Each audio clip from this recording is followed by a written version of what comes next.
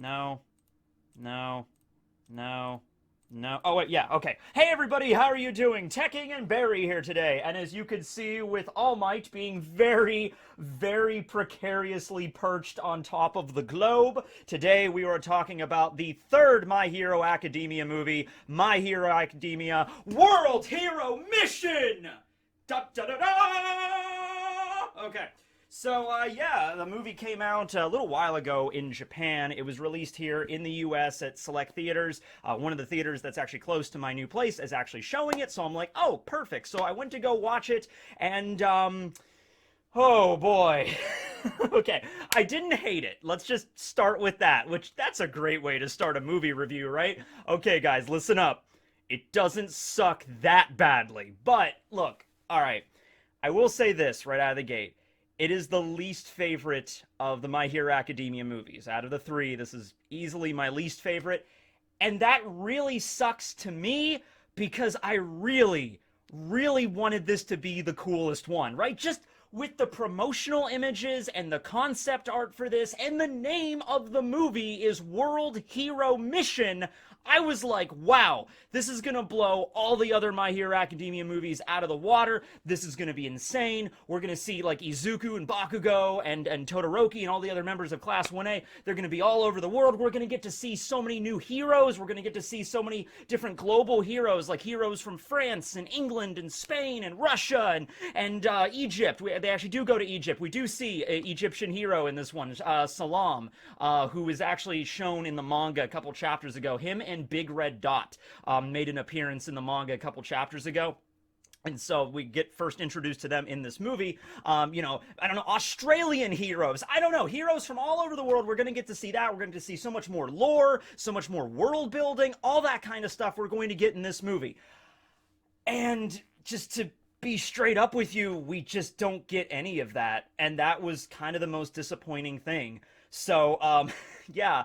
I don't even know where to start, but I just wanted to open it up with that, I guess. You know, not a very great way to start a review, but I'm like, I don't want to start this with like, I love this movie and it was amazing. And it was like, no, it was kind of disappointing by the end of it. I mean, it had really cool fight scenes. Izuku and Todoroki and Bakugo got kind of turned into like Dragon Ball Z characters at the end of it because they're like mountain busting attacks that they're sort of pulling off, but it looks cool, right?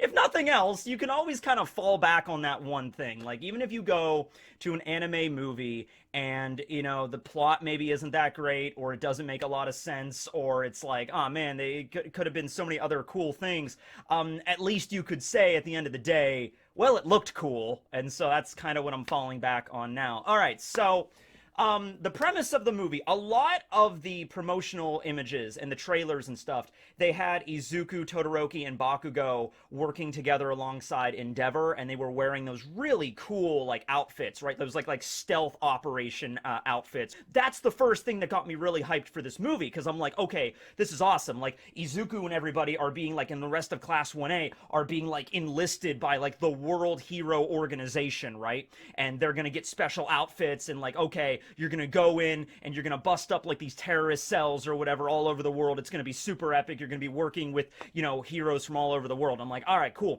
And I'll tell you what, the best part of this movie for me was the first 10 minutes where it seems like that is going to be the plot for the rest of the movie, all right? So with that being said, the movie starts out on a very impactful and grim note. Which really had me guessing, like, where the rest of this movie was going to lead to, alright? So we are introduced to a terrorist organization in the My Hero Academia world called Human Rise, alright? And Human Rise is mostly like a religious cult, is the best way for me to describe it, okay? It's led by a dude named Fleckturn, who is a Smurf.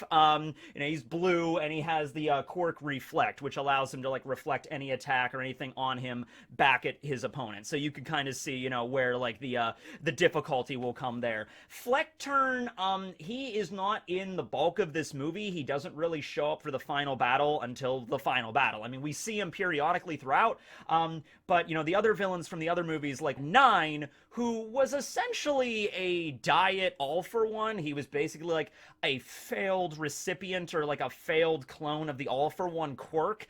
But he was still like present through a good chunk of that movie. Also, the fact he was voiced by Johnny Yong Bosch really just lent to that character, all right? So here we have Fleckturn, who makes a very strong impact at the beginning of the movie, and then just kind of disappears and doesn't show up again for the final battle, when it's the final battle between him and Izuku, and we don't really find out that much about his past or what led him to this case. We find out a little bit about that, like little notes of it, but the movie's almost over at that point, so there's really not like a lot of time for us to find out about this character. I found out we got a lot of that with David Shield, and we also had a little bit more with Nine than we did with Fleckturn. Anyway, Fleckturn, blue guy with a reflect quirk, he is the leader of this religious cult slash terrorist organization that basically, and this does make sense when you really think about it, because the whole idea is that quirks began in this world, you know, over a century ago, like 4 or 5 generations back. That's when like quirks began to appear in this world, and at the moment like 80% of the entire world does have a quirk. So it would make sense that at some point there would be like these freaky religious cults that would pop up, you know, speaking about like human like supremacy, you know, when it comes to like, oh, the quirkless are the ones that are true humans, we are pure, we will inherit the world, you know, that kind of ideology. I mean, it exists in our world with certain groups, so it would make sense that it would exist here in this world and in the My Hero Academia universe. And I'm like, okay, wow, this is actually taking a very real, very kind of dark turn. So they start off the movie with this, and I'm like, all right, this is what we're going with, like a, you know, a really messed up, like a religious cult. And so it gets even worse, because Fleckturn takes out like a magical, he's a very dramatic cult leader, like most cult leaders are, but he takes out this giant glowy dagger, which is also like the detonator for a bomb, and he just kind of pulls it out, and he just gives this really, really dramatic speech of like, you know, we will be the ones, you know, the quirkless ones, even though there are members of Human Rise that do have quirks. It's sort of just like, oh, well, you know, but at the end of the day, it's the ones that don't have quirks that are the true humans that should inherit this earth. So he takes out this dagger detonator thing, really dramatic, presses the button, it's like boom, and then he sets off what is referred to as a trigger bomb, which is a bomb loaded with like that trigger shit that's like the drug that like increases quirks. If you've ever read My Hero Academia Vigilantes, it plays a very integral role in that side story, in that prequel. You know, it also makes an appearance during the actual story with the Hasaikai arc. You know, they're using like the trigger, which is like a quirk boosting kind of drug. So he sets off a bomb with trigger, but it's like an undiluted form of trigger that's like times 100. So it's very, very gruesome to watch. This entire city, I don't really know if they ever explained which city it was, but a city in the world, like a very well-populated city, is just doused in this green fog, and every single person that has a quirk in the city, the quirk just goes out of control and just kills like a good chunk of the city's population. Like, this happens within the first, 5 minutes of the movie, really, and there is no getting around this. It wasn't a simulation, it wasn't a dream, it wasn't like a worst case scenario, like somebody's like a hypothetical scenario. No, this actually happens. This dude like wipes out 80% of a city like that, and the way is horrible. Like, you see people, like, let's say somebody had a quirk to summon like a little spark in their hand, like they can light a cigarette, like they have a little fire quirk. They get hit with this trigger bomb and their whole bodies just ignite like the damn Human Torch, like, oh god, and they just die, and that's how the movie starts. And I'm like, all right, okay. So, and you just see people dying in all these horribly gruesome ways. If they have like a heteromorphic kind of quirk, their bodies just like on mutants, like Cronenberg's, just like, it's like, oh, I have praying mantis wings. And they just turn into a praying mantis and they die. and the entire city is just in upheaval, like, fires, car crashes, planes are going down, like, it's hell, and he just, like, annihilates this city with this trigger bomb, all right? And, like, anybody that doesn't have a quirk, obviously, is spared. And so there's this one dude in the middle of the road, and he's unaffected by anything, and all of his friends and everybody around him is just dying, like, igniting into flames, or, like, turning into grotesque monsters and just dying. And so this one Human Rise member walks up to him and is like, you did not have a quirk. You are chosen. You will be spared by the light of enlightenment, or some bullcrap like that. And so, yeah, that's how the movie starts. So I'm sitting there in the theater like, all right, this is high stakes here. This is way worse than anything like David Shield did or Nine in the last movie. Like, this is a dude that literally just straight up completely, like, not completely, because there were people that were quirkless that were unaffected, but, he detonated this serious bomb in, like, a major city and just wiped out most of it, all right? So we immediately cut to the heroes' response to this, okay? So the heroes have found out about this. This is like a couple days later, and they're like, okay, this is some serious shit. We can't just, this is a special operations kind of deal, okay? So the World Hero Organization enlists the help of most of Class 1A, because a good chunk of them just kind of sit back at the dorms watching television for this movie. Get back to that later, but we enlist a big chunk of the heroes from Japan and all over the world, and they are sent to the 25 different bases for Human Rise all over the world, okay? This is like, okay, this organization was always a trouble in the past, but now they literally wiped out a city, so now we're not playing around with these guys anymore. There are 25 bases all over the world in different countries. We're going to mobilize heroes under the World Hero Organization. We're going to send them in there. We're going to wipe out anybody. No, we're not doing warrants. We're not doing any sort of, like, no, this is like, these things could go off at any time. We're going to bust in there. We're going to find Fleckturn. We're going to bring him in, and we're going to disarm these bombs. We're going to capture everything. Okay, so that's how the movie starts, all right? So Izuku, Bakugo, and Todoroki, in the context of this movie, they are still in the internship they had with Endeavor in that arc in the 5th season that, was in the middle of that. And so they're still working with Endeavor. So the explanation is, like, they're doing the internship with Endeavor, but in this timeline, this happened, and then they got, like, basically doing this instead, okay?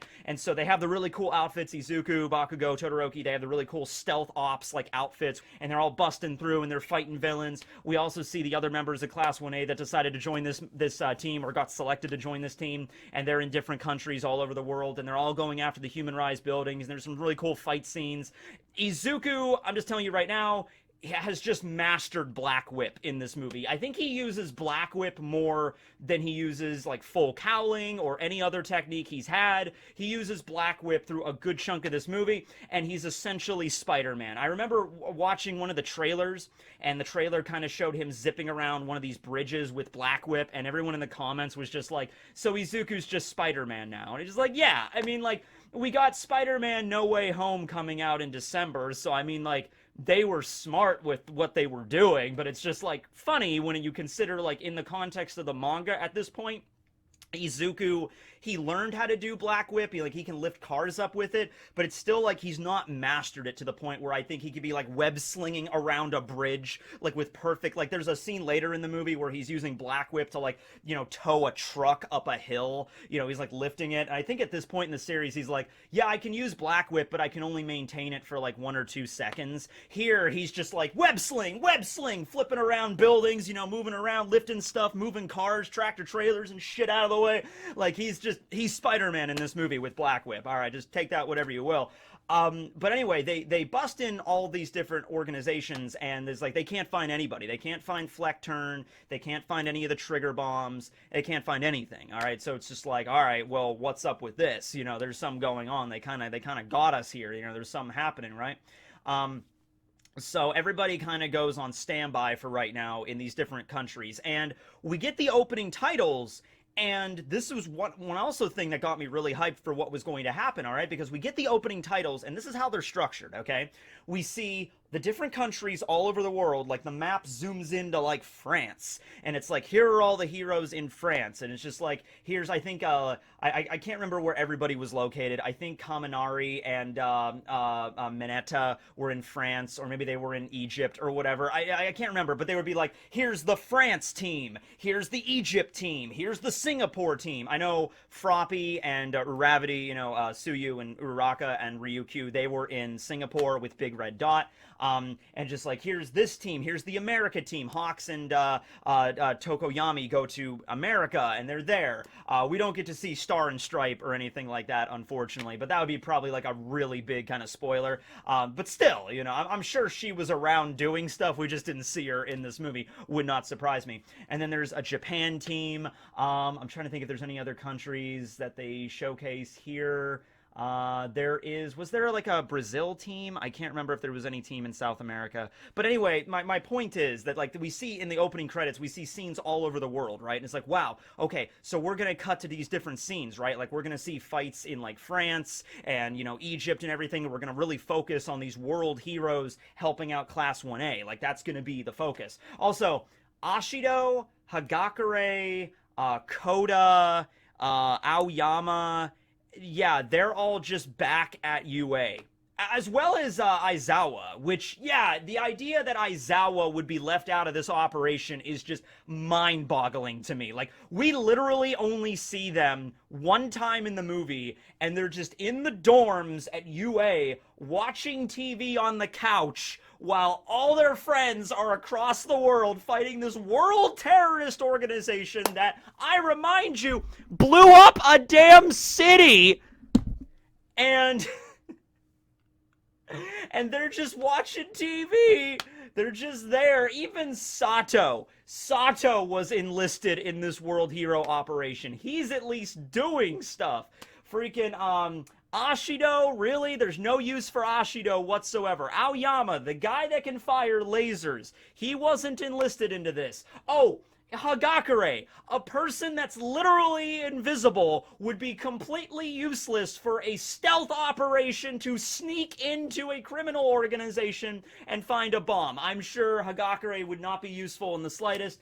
And Aizawa, Koda, to communicate with animals? In the last scene of this movie, it's literally a scramble to try to find these bombs, because they have to find them all over the entire city. Maybe the ability to communicate with insects and birds and other animals would maybe be massively useful for that kind of thing? To, search, like, small crevices and things, like underground? Yeah, no, Koda is left out of this operation. We don't need you, Koda. And Aizawa, the guy that has a quirk that can literally turn off other quirks. He's like, man, I gotta stay at school, man. I'm backed up on these lessons plans. I don't know what to tell you. So, yeah, that was so, and it literally was just so apparent that it was just like, we didn't have time to focus on really all of Class 1A, so here's a few of them that are just going to get benched for this movie. Not that they really focus on all the other ones. They have, like, one scene for each one, right? And that's just kind of disappointing to me, like, they just did that, but I guess it would have been okay if it's like, all right, we can't really focus that much on Class 1A, but that's what Heroes Rising was all about. And Heroes Rising is probably my favorite My Hero Academia movie, because it's like, just, here's Class 1A, all working together on that island as a unit. I love the premise of that movie. Like, here's an island, and, all of Class 1A basically sets up a hero organization there, and they're learning about helping the, the islanders and everything like that, but they're also working, like, communication skills, and it's just basically like a class-wide internship project where they're, like, basically doing this on their own. And you got to see a lot of really cool scenes in that movie. Like, there was a scene in that movie where Ojiro goes up against one of the big bads of that movie, and the Chimera dude, and it was explained that this dude is ridiculously strong, and Ojiro, of all people, is like, I'll take care of him, you guys go get help or whatever. And he doesn't just get one-shotted like I thought he was going to be. Ojiro actually holds his own with his martial arts and his tail and fights against one of the big bads of the movie. He doesn't win, he gets defeated, but like, man, that's really cool. They focused on him out of everybody and is like, let's give him some character development. I'm like, all right, cool, yeah, let's do this, right? This movie, obviously, the focus is not on Class 1A, but the focus is also not on the world heroes or the world hero mission. No, the focus of this movie is I don't know how else to describe it. It's a bromance between Izuku and this guy, Rody Soul. Now, allow me to explain. Rody is a perfectly fine character, all right? I did not find him annoying. I didn't find him like, oh my god, this character.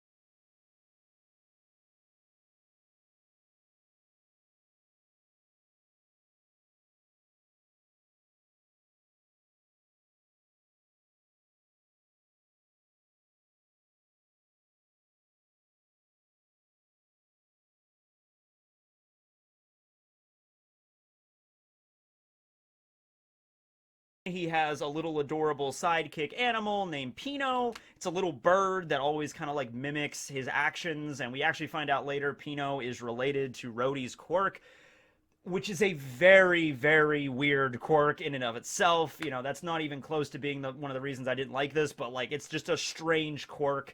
It's very similar to like just like Star and Stripes quirk was like weird, you know, like more of a stand ability. Yeah, Rhodey's quirk is definitely more of a stand ability, right? Um, so Rhodey ends up, because of his job where he's just like, you know, pick up the case and bring it here and deliver it or whatever. There's a scene where Bakugo, Todoroki, and Deku are all in town and they're just kind of awaiting orders to find out where Fleckturn is and to find out where this, you know, the bombs are going to be set off. And so they're in town just kind of shopping.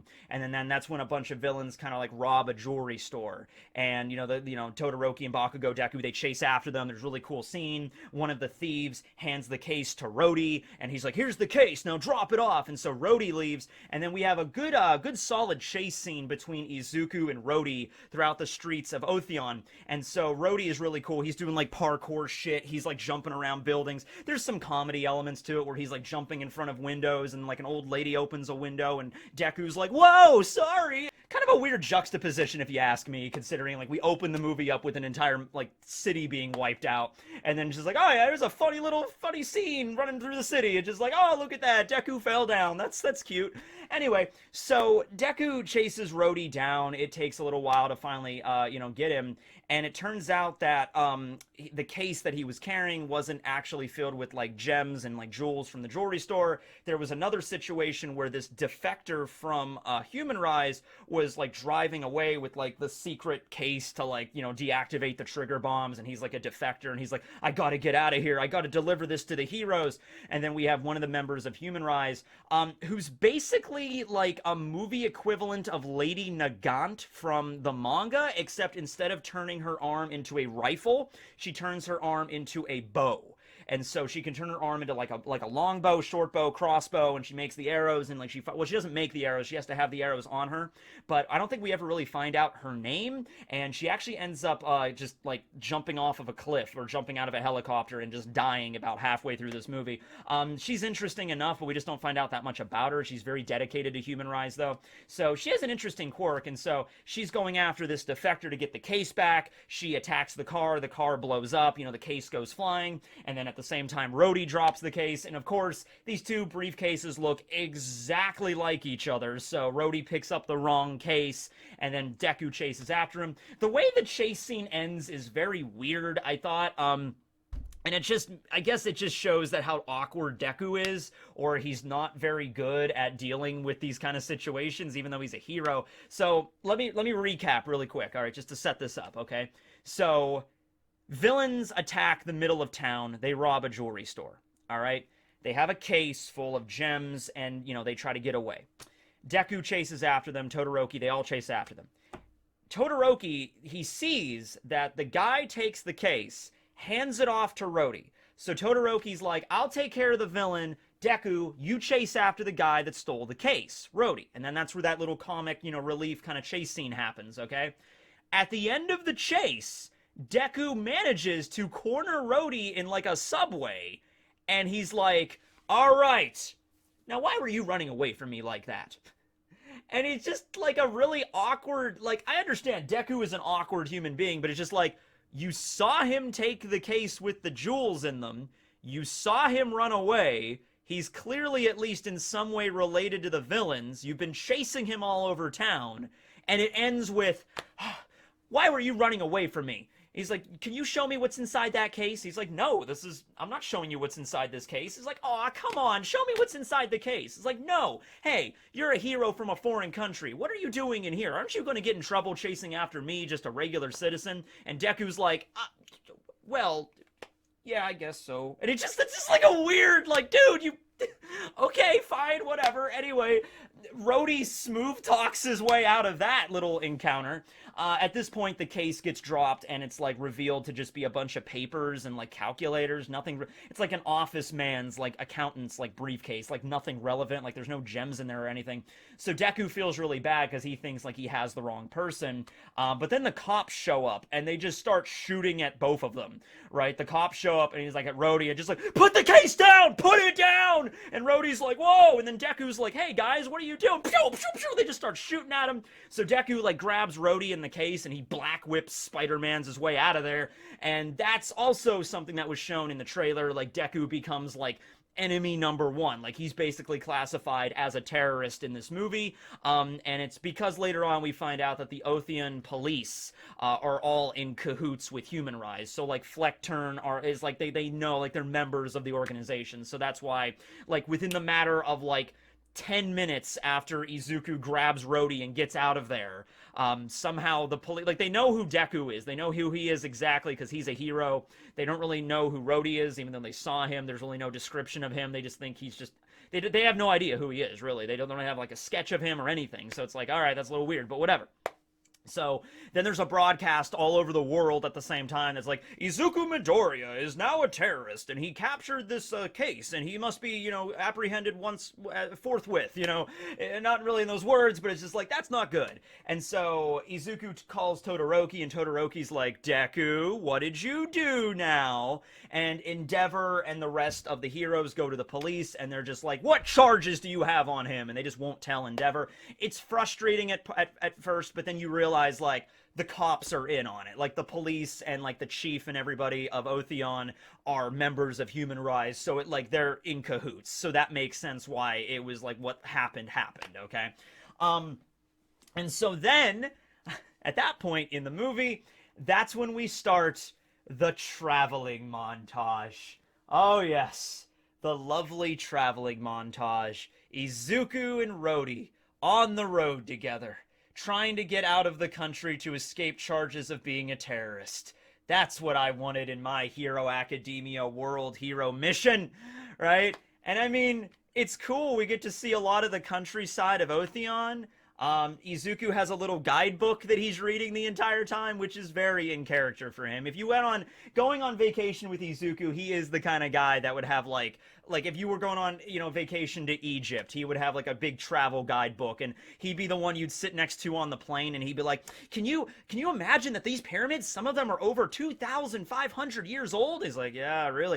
And it's like, oh, and then there's the bent pyramid, and then there's the red pyramid, and then there's this pyramid, and then there weren't any pyramids for a while, but then there was the black pyramid. He's like, uh-huh, kid, yeah, that's great. And they're one of the 7 wonders of the world, and it's the only one that still stands. This is also me if I ever happen to go on vacation to Egypt, because if you notice, I happen to know a lot of stuff about Egypt. Anyway, so that's like Izuku. So it's in character, but it's just like they're in disguise, and they got to get over the border to the neighboring country to escape Otheon, so like the police won't like capture them or whatever. And the entire process while they're doing this, Izuku finds a little bit out about Rody and his past, and Rody finally opens up to Izuku and tells him about his dad and his brother and sister, and it's just like they have a moment, and Izuku's like, hey, I'm a hero. If you need any help, I'll help you out because I'm a hero.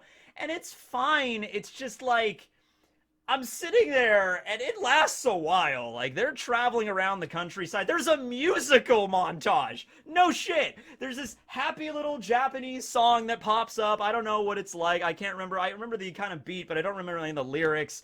And just like, they're just happy traveling. Rhodey manages to steal an old beat-up, like, Volkswagen truck at one point. So they're just driving around Otheon in the countryside, like going up mountains. That's when Izuku has to use his black whip to kind of lift the truck up the side of a mountain. He's like towing it, and Rhodey's like, wow, that quirk is really useful, and he's like, yeah, I know it is. And so they're just driving, and they're just having a good time, and they're bonding, and they're becoming best friends, and that's great. But like, I'm in the middle of this montage, and I'm just like, what is this? It's just like, okay.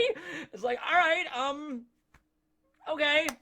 I feel like that could have been slimmed down a little bit. That could have been shortened, maybe. I didn't exactly keep track of how long that scene was, but just from the time Rhodey and Izuku begin their journey, and then musical montage, and then more journey, I mean, it's gotta be, like, I don't know, a good 15 minutes of this movie, maybe even longer. There's a scene where they're in a barn kind of trying to get some sleep, and that's when they kind of open up to each other and talk about their lives and stuff, and Izuku brings up that, All Might trained him. Oh, All Might, by the way, All Might's entire role in this movie, let me do it to you, okay? He's hanging out in, like, the world headquarters, like, world hero headquarters, like, HQ or whatever. So he's there, and he's just like, yes, Midoriya, do your best. What do you think, All Might? Yes, well, I think the villains would do this.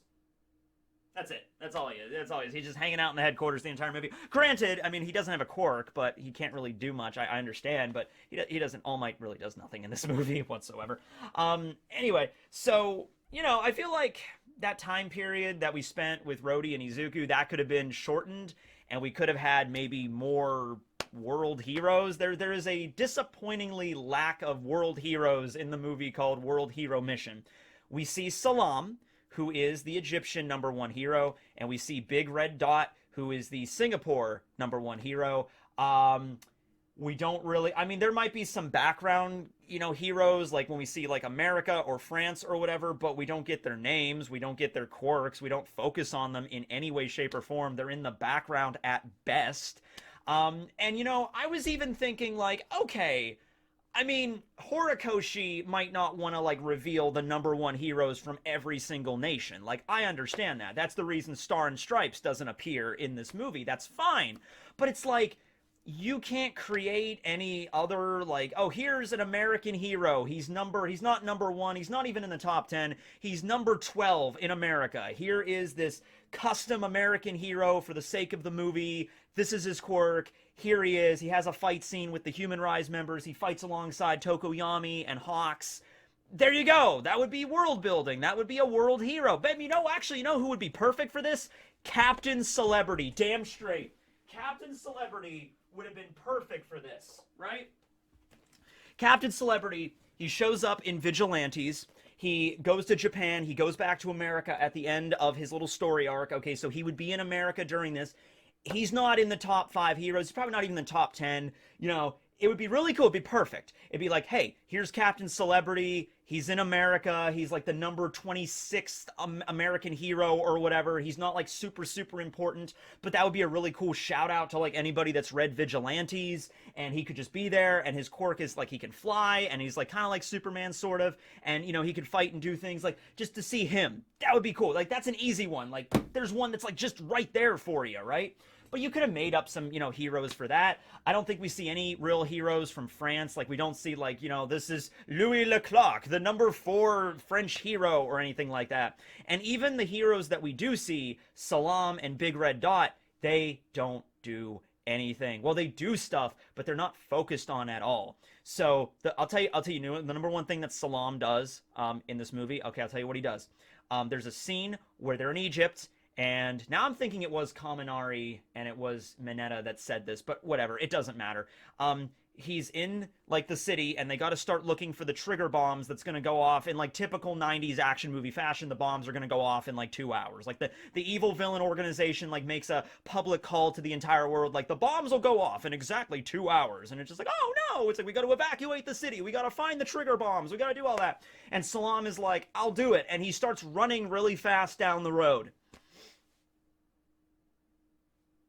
That's it. He runs really fast down the road.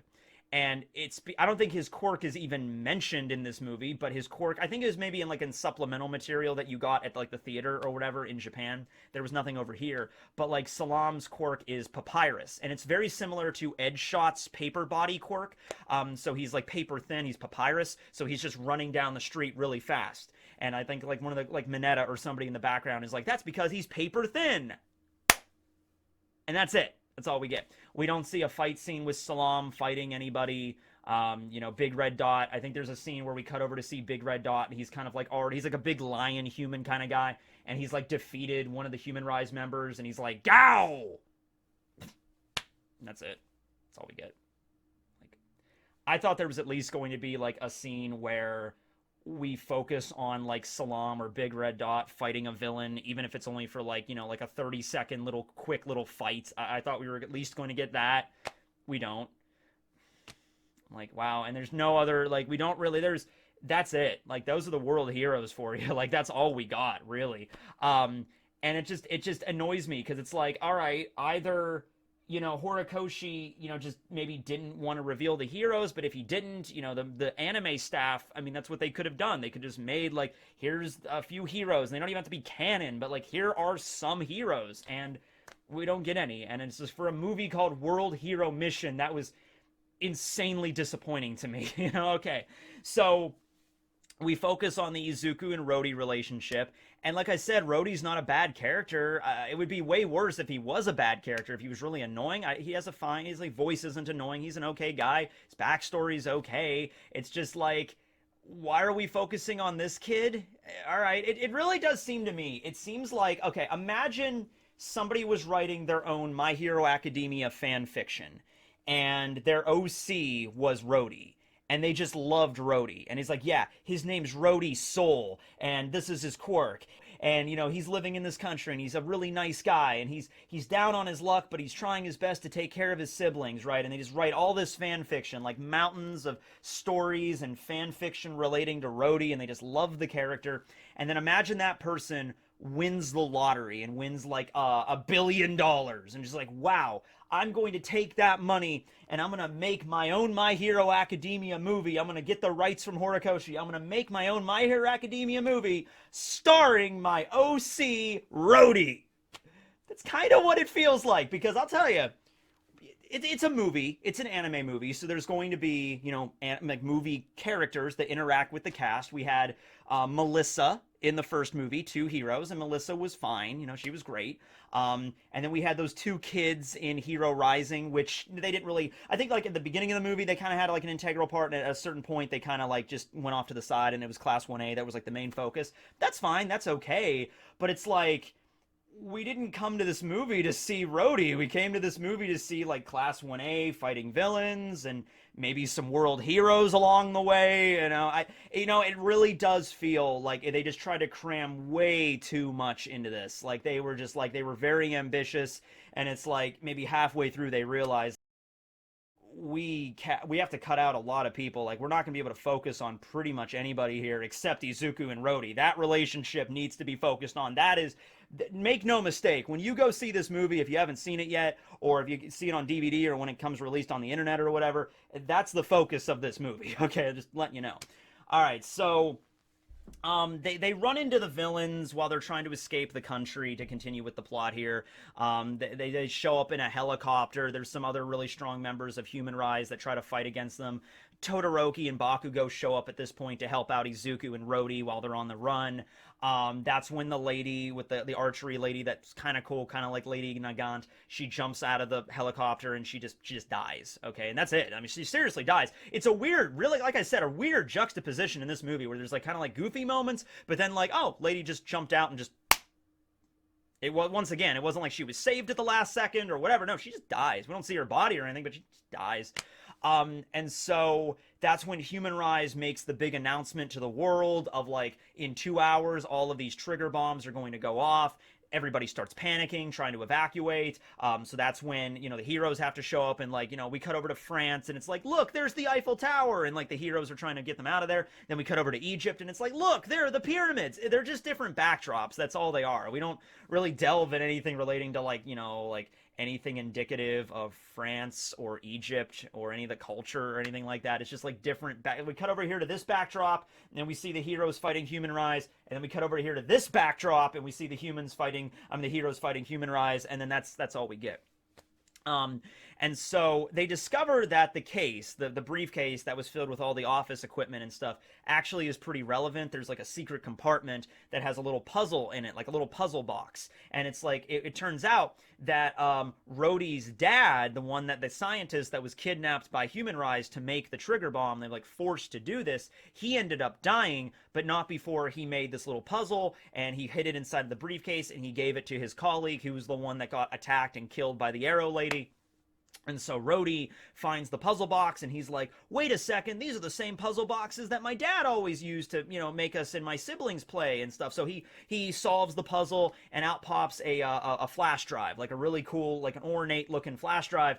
And once again, in typical 90s action movie fashion, you know, they watch the thing, like little video, and he's just like, all you got to do is get to the world headquarters for Human Rise, and then you got to insert this drive into the central computer, and if you do that, it'll send a virus into the network that'll disable every single trigger bomb, lickety-split. It's just like, all right, sure. Like, okay, sure, fine. I was like, I guess that makes sense why they would want him dead if he made a flash drive. Just gotta plug it into the computer. You don't have to update the drivers or anything. Just plug it into the computer. Just everything will just shut down. All you got to do is get to the central computer, plug it in, because of course there's like a giant central computer with a USB hub like right at the center. Like you walk into this giant room and it's just like, that's the central computer. It looks like a giant eye with like a USB slot right in the center. And it's just like, all right, just gotta. No, my plans have been foiled. It's corny, it's cliche, it's cheesy as hell, but it was funny to me anyway. All right, so can I just skip to the end of this movie? Let's just skip to the end of the movie. Okay, so you know there's some other stuff. You know, you cut around the world to see like Hawks and Tokoyami doing stuff, but it's nothing like substantial or anything. So the main headquarters for Human Rise is like a secret location in the mountains or whatever. It's like a big cave, and Human Rise members are guarding it, and they got like AK-47s, and they're like shooting freaking Izuku. They're trying to take him down or whatever.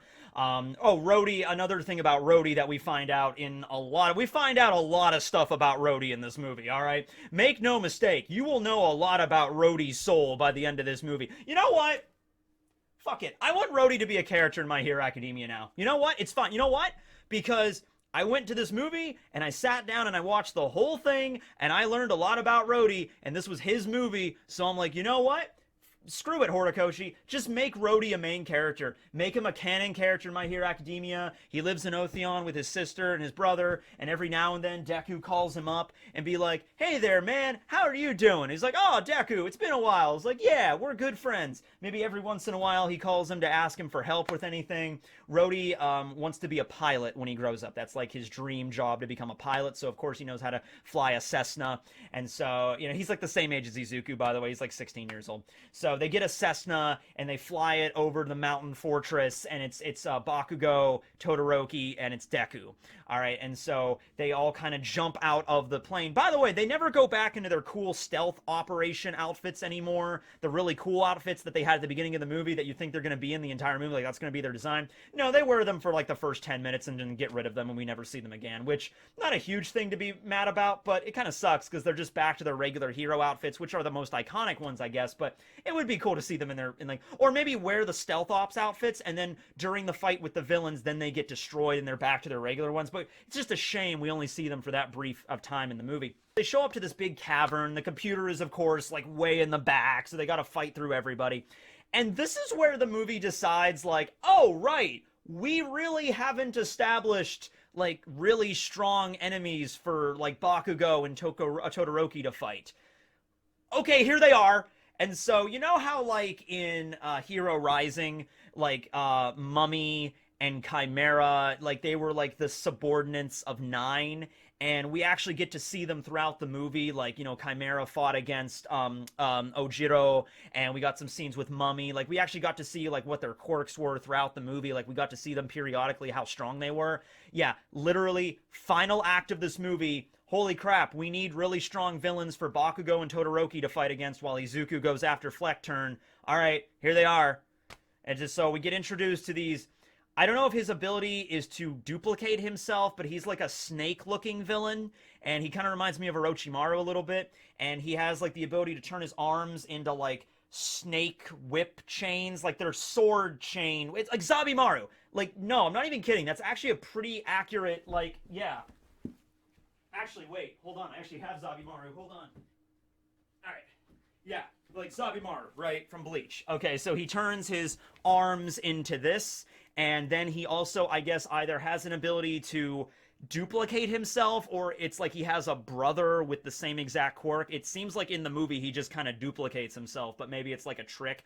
So Bakugo has to fight against two Orochimarus with Zabimaru coming out of both of their arms, like these snake weapons, okay? And so Bakugo fights against them, and, you know, he tries to defeat them at one point. They get covered in, like, rubble, and then they, you know, put the trigger in. They get their second win, so they get even stronger. And Bakugo uses, like, a howitzer impact, but it's like a howitzer. He literally gets his whole hero outfit, like, blasted off of him, and then he just turns into a giant blazing combustion tornado.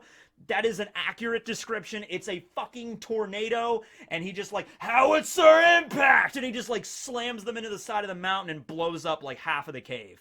You know, like, it's insane. Like, literally, Todoroki and Bakugo and Izuku, their strength is like bolstered to insane levels in this final combat. Like, it's insane. They are like Dragon Ball characters, or like just south of it. Like, some of those attacks, crazy power. Meanwhile, Todoroki goes up against this, I don't even know how to describe him. Alright. Picture Pennywise crossed with the Incredible Hulk.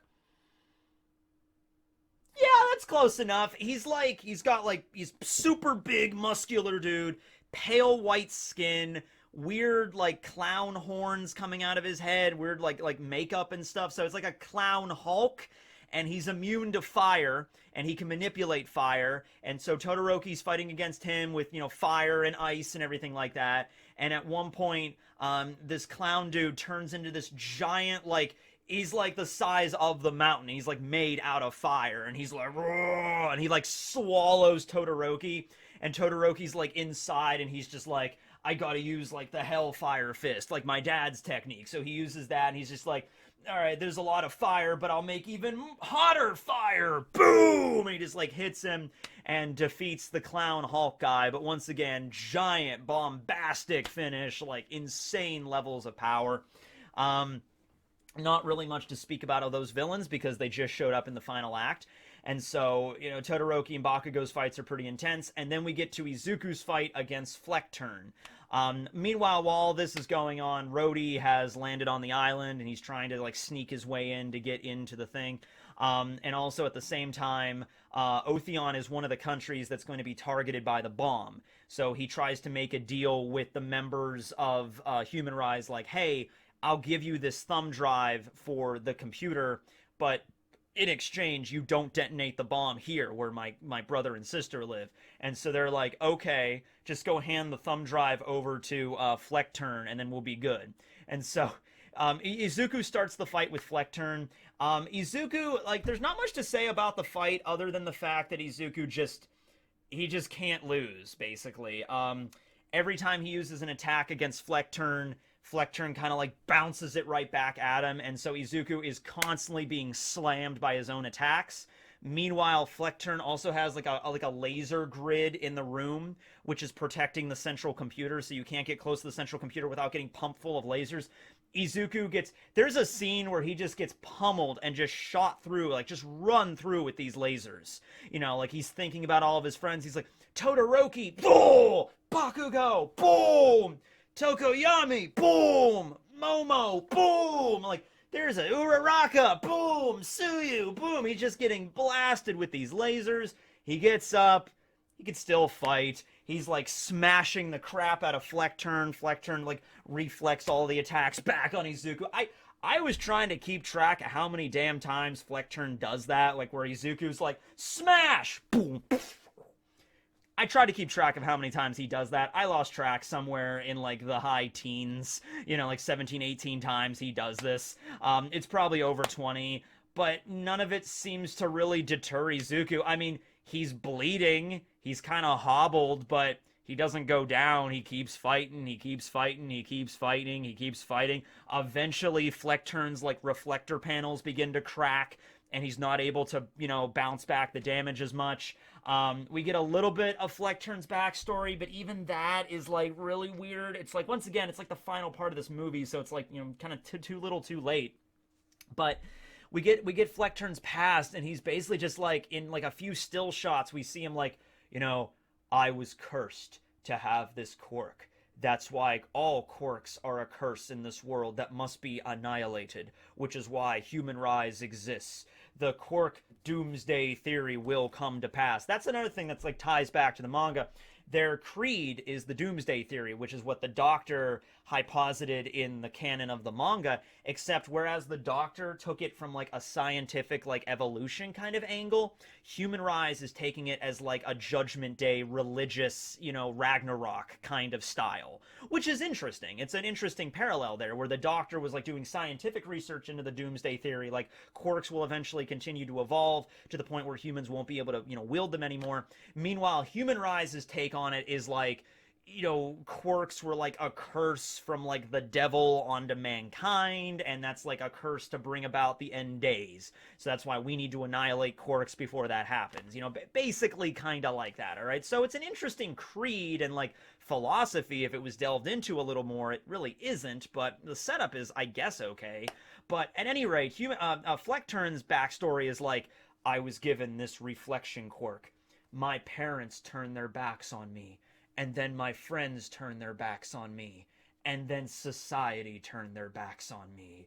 That's why I'm a big blue guy with mirrors all over my body that leads a terrorist organization that wants to annihilate all quirks in the world.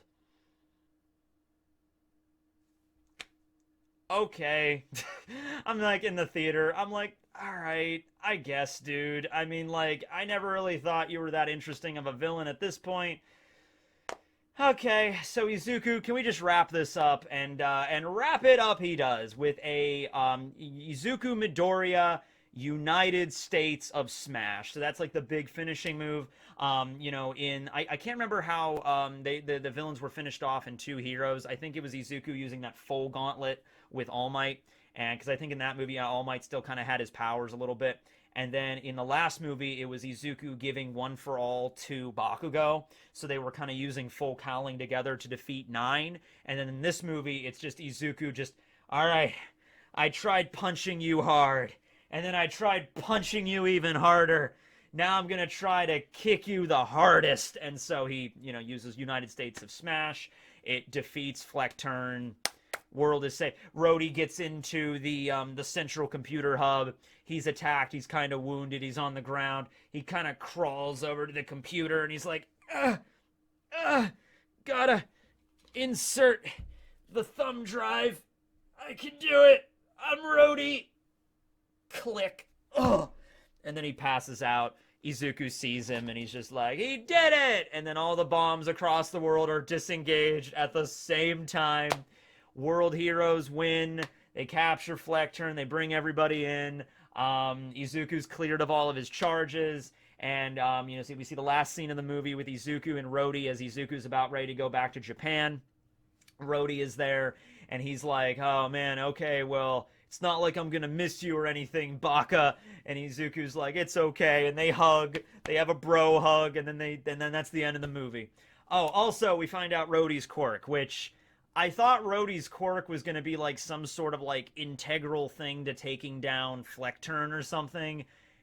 And it really kind of was, but it wasn't. So his quirk is called Soul. Like, that's literally his quirk. And his quirk is his soul manifests in the form of Pino. So that little bird companion that's just kind of like a cute little mascot hanging out, like a little Disney Pixar mascot or whatever hanging out on his shoulder the entire movie, is actually his quirk. Like I said, little unusual that your quirk is actually creating like a biological life form. Like, okay, whatever. And the bird, Pino, will, it doesn't matter. Like, basically, his quirk is he cannot lie. Because whenever Rhodey tries to lie or do something disingenuous, Pino will react the way that Rhodey actually feels. And so the scene where Rhodey's about to hand over the thumb drive to Fleckturn, Pino is kind of in the back of his coat, and Izuku's on the ground bleeding out, and he sees Pino, like, acting like, hey, he's not actually going to hand over the thumb drive. He's actually a good guy. And Izuku's like, oh, okay. And so he uses that opportunity to, like, Rhodey, like, flicks the thumb drive up in the air, and Fleckturn's like, what? And then that's when Izuku attacks him. And it's like, all right, whatever. It's a weird quirk. Anyway, that's the end of the movie. Everything's good. All the bombs across the world are saved, and aside from that one city blowing up, probably millions dead there. Other than that, we're good. Maybe not millions, but, hundreds of thousands. It was a big city. A lot of people died there, all right? That happened, okay? Yeah. There was one kind of plot hole that I realized near the end, and I was just kind of sitting there, like, wondering this, and I'm like, why didn't they just set off the trigger bombs at once? Like, if that was, like, their plan to, like, eliminate all the quirks, they already had these bombs located all over the world. Why set one of them off and then wait, like, a few days and then give a countdown? Like I said, very cliche, very action movie-esque. Like, I'm the main villain. Check out this awesome bomb I have. I could set it off all over the world at once. But I'll give you 3 days, and I'll give you a 2-hour countdown before I really send them off, right? I set them off, and it's just like, all right, sure, fine.